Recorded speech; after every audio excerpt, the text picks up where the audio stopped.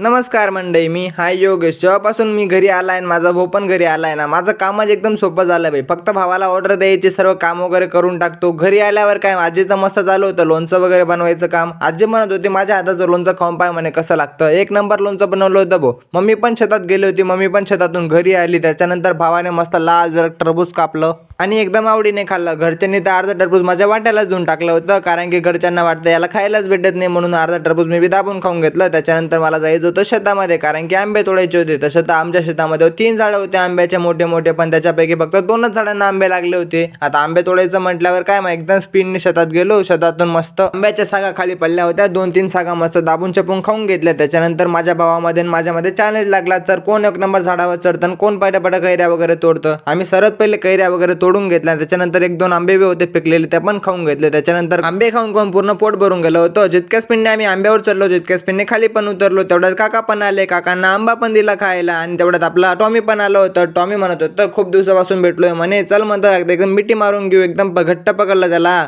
त्याच्यानंतर टॉमीने माझ्या कानात एक गोष्ट सांगितली, लोक तुझे व्हिडिओ पाहता पण फॉलोच करत नाही, मग तुम्ही पटापट फॉलो वगैरे करून टाका.